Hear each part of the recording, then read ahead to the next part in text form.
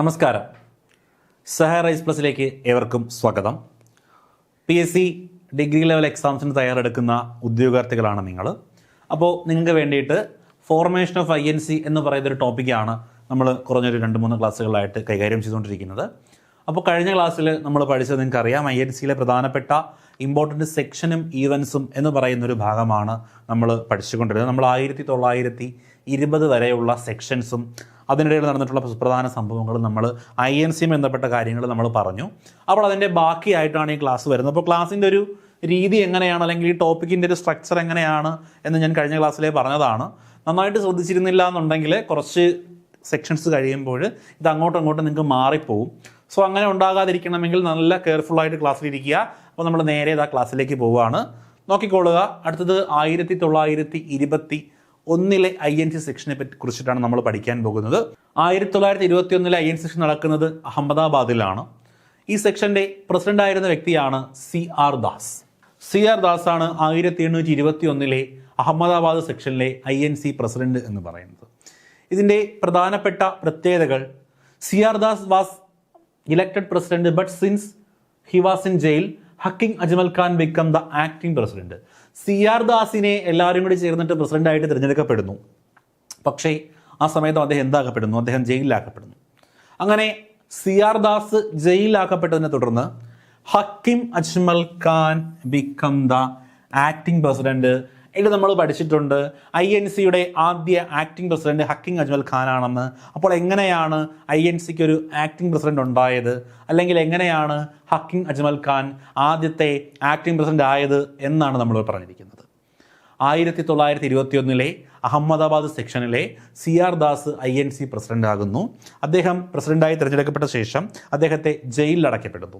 അങ്ങനെ പ്രസിഡന്റായ CR ദാസ് ജയിലിലകപ്പെട്ടതിനെ തുടർന്ന് ഹക്കിം അജ്മൽ ഖാൻ എന്ന് പറയുന്ന വ്യക്തിയെ INCയുടെ ആക്ടിംഗ് പ്രസിഡന്റായി നിയമിക്കുകയാണ് ചെയ്യുന്നത്. ഇതാണ് 21 സംഭവിക്കുന്നത്. അടുത്ത സെക്ഷനിലേക്ക് പോകുന്നു. 22 ഗയാ സമ്മേളനം. 1922 ഗയാ സമ്മേളനം.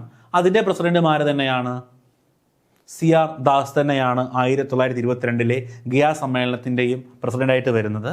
അവിടെ നടക്കുന്ന പ്രധാനപ്പെട്ട സംഭവം എന്ന് പറയുന്നത്, it was decided to form Swaraj party in protest against INC's decision to withdraw non-corporation movement.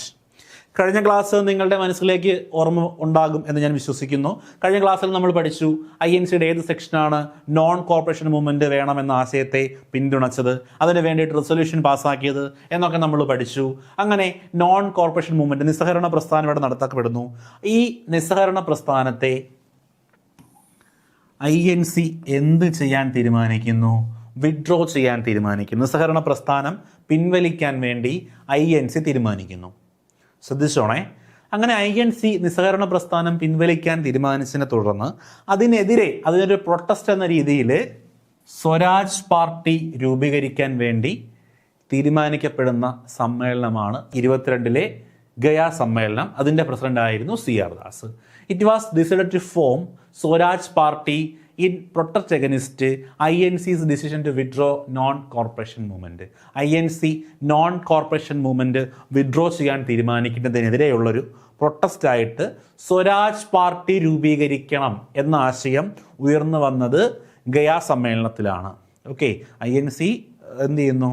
Non corporation movement പിൻവലിക്കുന്നു. അതിനെ തുടർന്നിട്ട് ഒരു വിഭാഗം ആളുകൾക്ക് ചേർന്നിട്ട് സ്വരാജ് പാർട്ടി ഫോം ചെയ്യണം എന്നൊരാശയം ഉണ്ടായി വന്നത് 22 ഗയാ സെക്ഷനിലാണ്.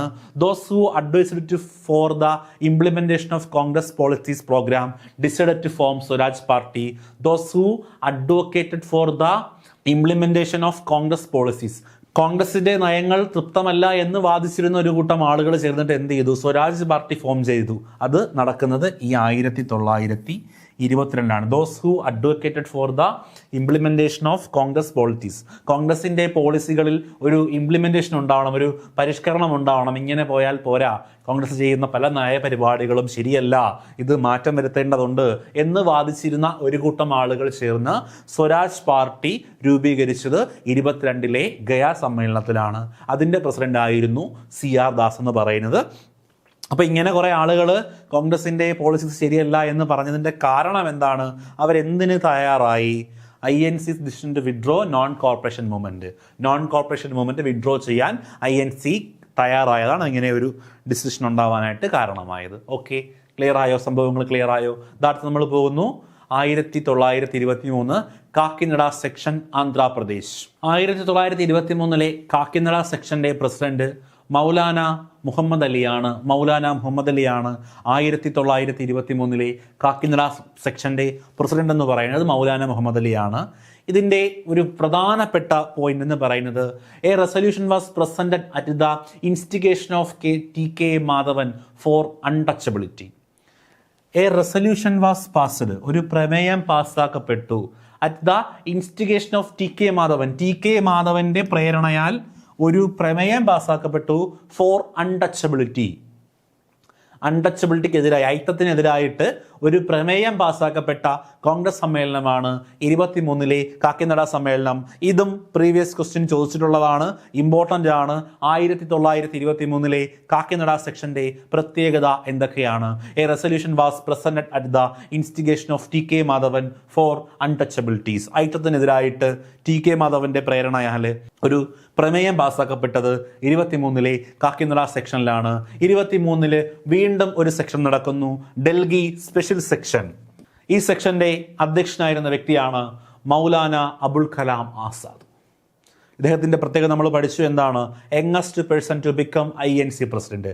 INC പ്രസിഡന്റായ ഏറ്റവും പ്രായം കുറഞ്ഞ വ്യക്തിയാണ് മൗലാന അബുൽ കലാം ആസാദ്.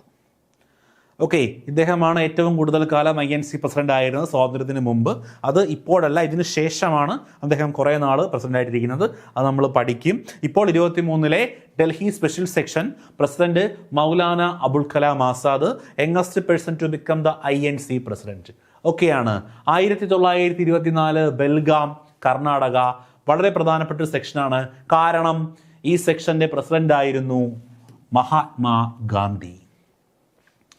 അപ്പോൾ മഹാത്മാഗാന്ധി INC പ്രസിഡന്റ് ആകുന്നത് 1924 ബെൽഗാം സമ്മേളനത്തിലാണ്. ഇതിൻ്റെ പ്രസിഡന്റ് മഹാത്മാഗാന്ധിയാണ്. The only section in which Gandhiji was the Congress president. Gandhiji Congress പ്രസിഡന്റായ ഒരേ ഒരു INC സമ്മേളനമാണ് ബെൽഗാം, കർണാടകയിലെ ബെൽഗാം സമ്മേളനം, വർഷം 24.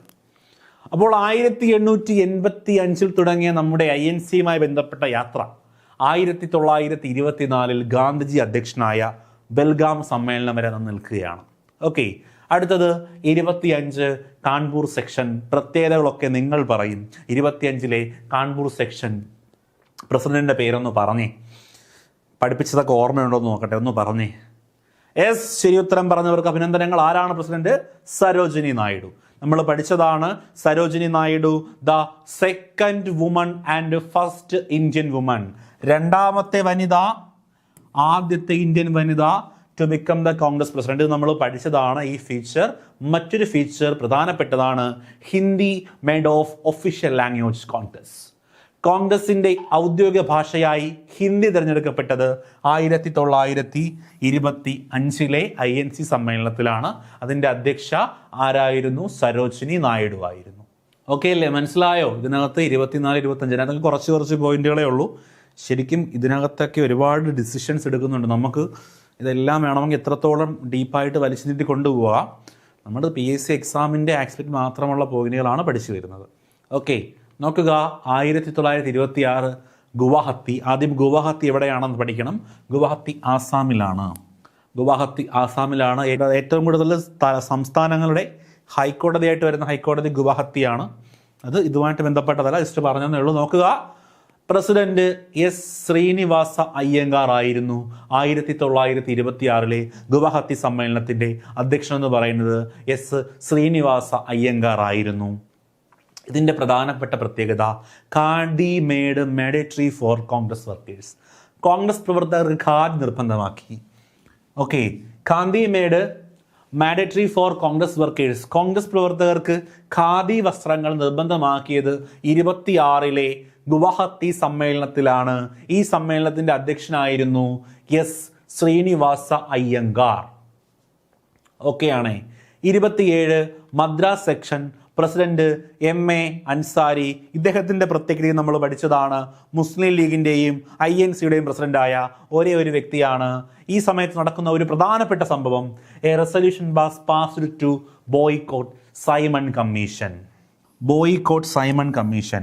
ഇന്ത്യയിലേക്ക് സൈമൺ കമ്മീഷൻ എന്ന് പറയുന്ന ഒരു കമ്മീഷൻ ബ്രിട്ടീഷുകാർ കൊണ്ടുവരുന്നു. ഈ സൈമൺ കമ്മീഷൻ ബോയ്കോട്ട് ചെയ്യാൻ വേണ്ടി, ബഹിഷ്കരിക്കാൻ വേണ്ടി ഒരു പ്രമേയം അവതരിപ്പിക്കപ്പെടുന്നത് 27 മദ്രാസ് സമ്മേളനത്തിലാണ്. ആ സമ്മേളനത്തിൻ്റെ അധ്യക്ഷനാണ് MA അൻസാരി എന്ന് പറയുന്നത്. ഓക്കെ, അപ്പോൾ 1923 തൊട്ട് നമുക്കൊന്ന് റിപ്പീറ്റ് ചെയ്യാം. 21 കാക്കിനട, പ്രസിഡന്റ് മൗലാന മുഹമ്മദ് അലി. പ്രത്യേകത ഒന്ന് പറഞ്ഞേ. അൺടച്ചബിലിറ്റിക്കെതിരെ പ്രമേയം പാസ്സാക്കി. ആരുടെ പ്രേരണയാൽ? TK മാധവൻ. ശരി. 23 സ്പെഷ്യൽ സമ്മേളനം ഡൽഹിയിൽ നടന്നു. മൗലാന അബുൽ കലാം ആസാദ്. ഓക്കെ, 24 ആരായിരുന്നു? 24 ഏത് സമ്മേളനമായിരുന്നു? ബെൽഗാം സമ്മേളനം. പ്രസിഡന്റിന്റെ പേരൊന്ന് പറഞ്ഞേ. ഇടയിൽ പറയണം കേട്ടോ, റിപ്പീറ്റ് ചെയ്യുമ്പോൾ നിങ്ങൾ പറയണേ. ആദ്യം ഞാൻ പഠിപ്പിച്ചു, നിങ്ങൾക്ക് പറയാൻ വേണ്ടിയിട്ടാണ് രണ്ടാമത് പറയുന്നത്. മഹാത്മാഗാന്ധി. പ്രത്യേകത അത് അത്രയേ ഉള്ളൂ. കാൺപൂർ പറഞ്ഞ ആരാണ്? സരോജിനി നായിഡു. പ്രത്യേകത അറിയാം. വേറൊരു പ്രത്യേകത എന്തായിരുന്നു നമ്മൾ പുതുതായിട്ട് പഠിച്ചത്? Hindi made official language of Congress. 26 Guwahati സെക്ഷൻ്റെ പ്രത്യേകത എന്താ? പ്രസിഡന്റ് ശ്രീനിവാസ അയ്യങ്കാറാണ്. Khadi made mandatory for Congress വർക്കേഴ്സിന് ഖാദി നിർബന്ധമാക്കി. തൊട്ടടുത്ത വർഷം 27 പ്രസിഡന്റിന്റെ പേര് MA അൻസാരി. എന്തു പാസ്സാക്കി? Resolution passed to boycott Simon commission. Simon കമ്മീഷനെ ബഹിഷ്കരിക്കാൻ വേണ്ടി ഒരു പ്രമേയം പാസ്സാക്കിയത് 27 അടുത്തത് നോക്കുക, വേറൊരു പോയിന്റ് കൂടിയുണ്ട്. A national independence resolution was presented. ദേശീയ സ്വാതന്ത്ര്യ പ്രമേയം, national independence resolution was presented. ദേശീയ സ്വാതന്ത്ര്യ പ്രമേയം പാസ്സാക്കിയത് 1927 MA അൻസാരി അധ്യക്ഷനായ മദ്രാസ് സമ്മേളനത്തിലാണ് എന്നുകൂടി ഓർത്തു വച്ചേക്കുക. ഈ പഠിക്കുന്ന പോയിന്റുകൾ എടുത്ത് സ്റ്റേറ്റ്മെൻ്റായിട്ടായിരിക്കും നമ്മളിനി അഭിമുഖീകരിക്കാൻ പോകുന്ന ഡിഗ്രി പരീക്ഷകളുടെ പ്രിലിംസിനും മെയിൻസിനും ചോദിക്കുന്നത്. ഓക്കെ, അപ്പോൾ അത്രത്തോളം ആഴത്തിൽ പഠിച്ചാൽ മാത്രമേ ഇതിൽ നിന്ന് ഇനി അങ്ങോട്ട് മാർക്ക് സ്കോർ ചെയ്യാൻ പറ്റൂ. ഓക്കെ, ബാക്കി പോവാം. നോക്കിക്കോ. 28 കൊൽക്കത്ത സെക്ഷൻ. 28 കൊൽക്കത്ത സമ്മേളനത്തിൻ്റെ അധ്യക്ഷൻ ആരാണെന്ന് നമുക്കറിയാം. അടുത്ത 29 ആരാണെന്ന് നമുക്കറിയാം. അവരുടെ പ്രത്യേകതകൾ എന്താണെന്ന് നമ്മൾ പഠിച്ചിട്ടുണ്ട്. അടുത്തടുത്ത സമ്മേളനങ്ങൾ വരുന്ന അച്ഛനും മകനുമാണല്ലേ. അപ്പോൾ പ്രസിഡന്റ് മോത്തിലാൽ നെഹ്റു. ഇവിടുത്തെ പ്രധാനപ്പെട്ടൊരു പ്രത്യേകത എന്ന് പറയുന്നത് demand grand dominant status with a year. ഒരു വർഷത്തിനുള്ളിൽ പുത്രികാരാജ്യ പദവി എന്നാണ് ഡോമിനൻറ്റ് സ്റ്റാറ്റസിൻ്റെ മലയാളം കേട്ടോ. എന്താണ് പുത്രികാരാജ്യ പദവി എന്ന് നമ്മൾ വിശദമായിട്ട് വേറെ ഏതെങ്കിലും ക്ലാസ്സിൽ പഠിക്കാം. അത് വേറൊരു ടോപ്പിക്കിൻ്റെ ഭാഗമായിട്ട് വരുന്നതാണ്. എന്തായാലും പുത്രികാരാജ്യ പദവി ഡോമിനൻറ്റ് സ്റ്റാറ്റസ് നൽകണം, ഒരു വർഷത്തിനുള്ളിൽ നൽകണമെന്ന് ഡിമാൻഡ് ചെയ്ത INC സെക്ഷൻ 28 കൊൽക്കത്ത സെക്ഷനാണ്. അത്രയേ ഉള്ളൂ അതിനകത്തുള്ള പോയിന്റ്. അവിടുത്തെ പ്രസിഡന്റായിരുന്ന വ്യക്തി മോത്തിലാൽ നെഹ്റു. അപ്പോൾ 29 ജവഹർലാൽ നെഹ്റു. സെക്ഷൻ ഏതാണെന്നൊന്ന് പറയാമോ? നമ്മൾ പഠിച്ചതാണ് ലാഹോർ സെക്ഷൻ. വളരെ വളരെ പ്രധാനപ്പെട്ടതാണ്. ഒരു പക്ഷേ ഏറ്റവും കൂടുതൽ ചോദ്യങ്ങൾ ചോദിക്കാൻ സാധ്യതയുള്ളൊരു സെക്ഷനാണ് 29 ലാഹോർ സെക്ഷൻ. പ്രസിഡന്റ് ജവഹർലാൽ നെഹ്റുവാണ്, നമുക്കറിയാം. നോക്കുക, കോൺഗ്രസ് പാസ്ഡ് പൂർണ്ണ സ്വരാജ് റെസൊല്യൂഷൻ. ഏറ്റവും പ്രധാനപ്പെട്ട പ്രത്യേകത, കോൺഗ്രസ് പൂർണ്ണ സ്വരാജ് പ്രമേയം പാസ്സാക്കിയ കോൺഗ്രസ് സമ്മേളനം 29 ലാഹോർ സമ്മേളനമാണ്. 1929 ലാഹോർ സമ്മേളനത്തിലാണ് കോൺഗ്രസ് എന്ന് ചെയ്തത് പൂർണ്ണ സ്വരാജ് എന്ന് പറയുന്ന ഒരു ആശയം ആദ്യമായിട്ട് അവതരിപ്പിക്കുന്നത്, അതിനു വേണ്ടിയിട്ട് പ്രമേയം അവതരിപ്പിക്കുന്നത്. Okay, decide to start civil disobedient movement. Civil നിയമലംഘന പ്രസ്ഥാനം ആരംഭിക്കാൻ തീരുമാനിച്ചതും ഇതേ 29 തന്നെയാണ്. സിവിൽ ഡിസൊബീഡിയൻറ്റ് മൂവ്മെൻറ്റ്, ഇതിൻ്റെ മലയാളമാണ് സിവിൽ നിയമലംഘന പ്രസ്ഥാനം. അപ്പോൾ എന്നാണ് കോൺഗ്രസ് സിവിൽ നിയമലംഘന പ്രസ്ഥാനം ആരംഭിക്കാൻ തീരുമാനിച്ചതെന്ന് ചോദിച്ചാൽ അതിൻ്റെ ഉത്തരം 1929 ആണ്. Okay, the first section under Jawaharlal Nehru was president. Jawaharlal Nehru president ആകുന്ന ആദ്യ സെക്ഷനാണ്, എളുപ്പമാണ്. Jawaharlal Nehru hoisted the tricolour flag on December 31, 1929. 1929 December 39 Jawaharlal Nehru എന്ത് ചെയ്തു? Hoisted the tricolour flag, ത്രിവർണ പതാക ആദ്യമായി ഉയർത്തി. ജവഹർലാൽ നെഹ്റു ഉയർത്തി. ശ്രദ്ധിക്കുക, നമ്മുടെ ഇന്ന് കാണുന്ന ത്രിവർണ പതാകയല്ല 29 ഉയർത്തിയത്. അന്ന് ഉയർത്തിയ പതാകയ്ക്ക് പിന്നെയും മാറ്റങ്ങൾ സംഭവിച്ച് ഇന്ന് കാണുന്ന ദേശീയ പതാകയാകുന്നതാണ്. അത് നമുക്ക് ദേശീയ പതാക എന്ന് പറയുന്നൊരു ടോപ്പിക്ക് തന്നെ പഠിക്കാനുണ്ട്. ആ സമയത്ത് വിശദമായിട്ട് പറയാം. ഇപ്പോൾ ത്രിവർണ പതാക എന്ന് കേട്ടുടനെ ഇന്നത്തെ പതാകയാണെന്ന് വിചാരിക്കരുത്. ഇന്നത്തെ പതാകയുമായിട്ട് സാമ്യമുള്ള പതാക. നമുക്ക് സ്വാതന്ത്ര്യമൊന്നും കിട്ടിയില്ലല്ലോ ഡിസംബർ 31. ഓക്കെ, അപ്പോൾ ജവഹർലാൽ നെഹ്റു എന്ത് ചെയ്യുന്നു? 29 ഡിസംബർ 31 ആദ്യമായിട്ടൊരു ത്രിവർണ പതാക ഉയർത്തുന്നു. It was decided to celebrate January 26, 1930. 1930 ജനുവരി 30 സ്വാതന്ത്ര്യദിനമായിട്ട് ആഘോഷിക്കാൻ തീരുമാനിച്ചത് 29 സെക്ഷനിലാണ്. In the day when the declaration of Purna Swaraj was made. ആ സമയത്ത് പൂർണ്ണ സ്വരാജ് എന്ന് പറയുന്ന ആശയം ഡിക്ലെയർ ചെയ്യുക, എന്നിട്ട് ആ ദിവസം എന്തായിട്ട് ആഘോഷിക്കാൻ? സ്വാതന്ത്ര്യദിനമായിട്ട് ആഘോഷിക്കാനും തീരുമാനിക്കപ്പെടുന്നു. ഓക്കെ, അപ്പോൾ പൂർണ്ണ സ്വരാജിന്റെ ഡിക്ലറേഷൻ നടന്നത് 1930 ജനുവരി 26 ഇതിനു വേണ്ട പ്രമേയം അവതരിപ്പിച്ചത് 29 ലാഹോറിൽ ജവഹർലാൽ നെഹ്റു അധ്യക്ഷനായ കോൺഗ്രസ് സമ്മേളനത്തിലാണ്. അന്ന് തന്നെയാണ് സിവിൽ ഡിസൊബീഡിയൻസ് മൂവ്മെന്റ് അല്ലെങ്കിൽ സിവിൽ നിയമലംഘന പ്രസ്ഥാനം ആരംഭിച്ചത്. ജവഹർലാൽ നെഹ്റു അധ്യക്ഷനായ ആദ്യ കോൺഗ്രസ് സമ്മേളനവും ഇതുതന്നെയായിരുന്നു. ഈ സമ്മേളനത്തിൽ വെച്ചിട്ട് എന്ത് ചെയ്യുന്നു? 29 ഡിസംബർ 31 ജവഹർലാൽ നെഹ്റു എന്തുയർത്തുന്നു? ത്രിവർണ പതാക ഉയർത്തുകയാണ് ചെയ്യുന്നത്. 1930 ജനുവരി 26 എന്തായി ആഘോഷിക്കാൻ തീരുമാനിക്കുന്നു? സ്വാതന്ത്ര്യദിനമായിട്ട് ആഘോഷിക്കാനായിട്ട് ഈ സമ്മേളനത്തിൽ തീരുമാനിക്കുന്നു. ഇത്രയുമാണ് 1929 INC സെക്ഷൻ. വളരെ പ്രധാനപ്പെട്ടതാണ് ഈ ഒരു വർഷവും ഈ ഒരു INC സെക്ഷനും. ഓക്കെ, അടുത്തതിലേക്ക് പോകുന്നു. 1931 കറാച്ചി സമ്മേളനം. 1931 കറാച്ചി സമ്മേളനത്തിന്റെ അധ്യക്ഷൻ ആരാണെന്ന് ചോദിച്ചാൽ പറയുക, സർദാർ വല്ലഭായ് പട്ടേൽ ആയിരുന്നു 31 കറാച്ചി സമ്മേളനത്തിന്റെ അധ്യക്ഷൻ എന്ന് പറയുന്നത്. ഇതിന്റെ പ്രത്യേകത, the resolution on fundamental rights and economic policies. Fundamental റൈറ്റ്സിനെ പറ്റിയും എക്കണോമിക് പോളിസി, സാമ്പത്തിക തത്വങ്ങളെ പറ്റിയും ഒരു റെസൊല്യൂഷൻ പാസ്സാക്കുന്നത് 31 കറാച്ചി സെക്ഷനിലാണ്. ഈ റെസൊല്യൂഷൻ തയ്യാറാക്കിയ വ്യക്തി ആരെന്ന് ചോദിച്ചാൽ അത് ജവഹർലാൽ നെഹ്റുവാണ്. ഓക്കെ, 1931 കറാച്ചി സമ്മേളനത്തിന്റെ അധ്യക്ഷൻ സർദാർ വല്ലഭായ് പട്ടേലാണ്.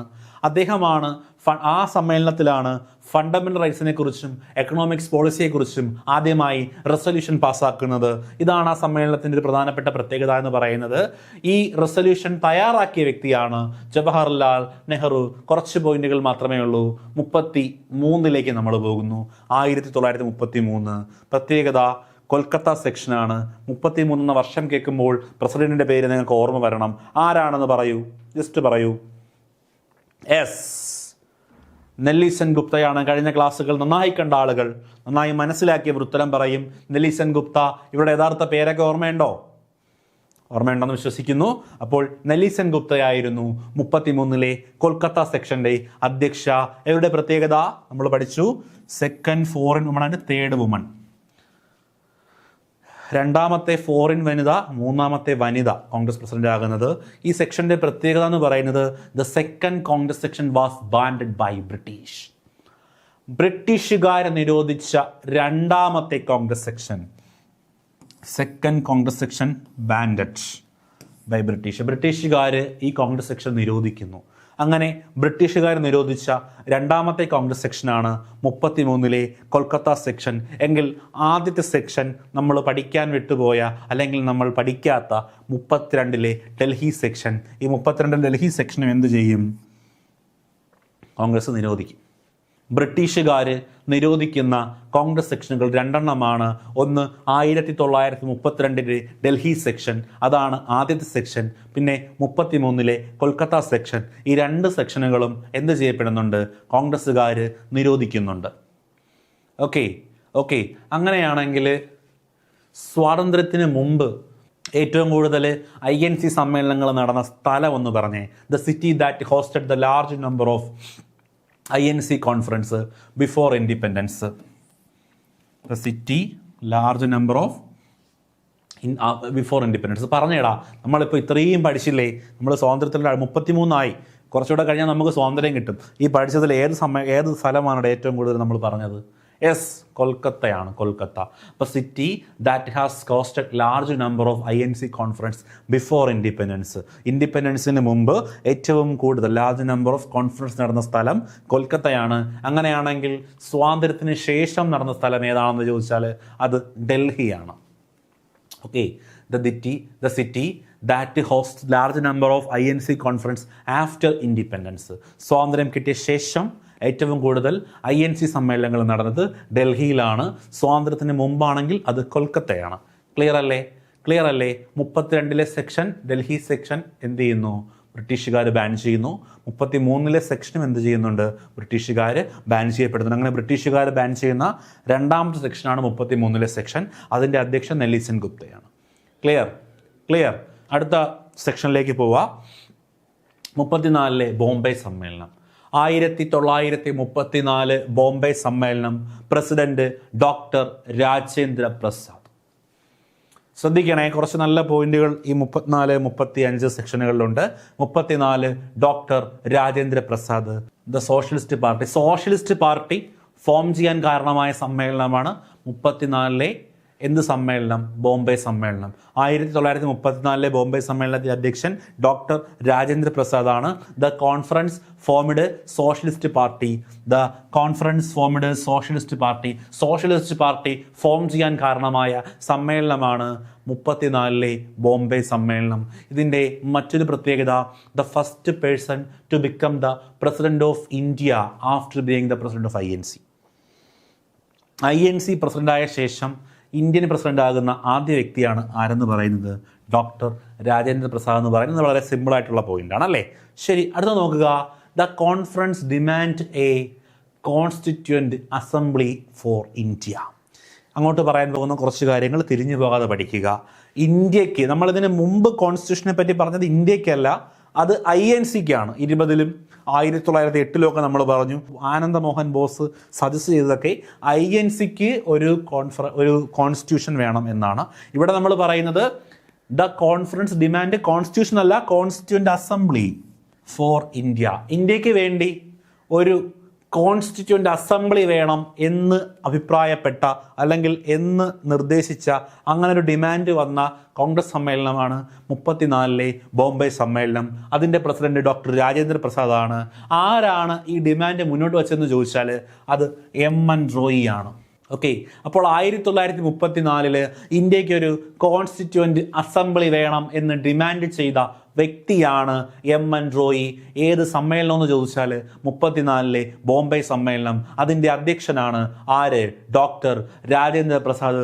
മറ്റൊരു പ്രധാനപ്പെട്ട point, Gandhiji announced that he was leaving Congress.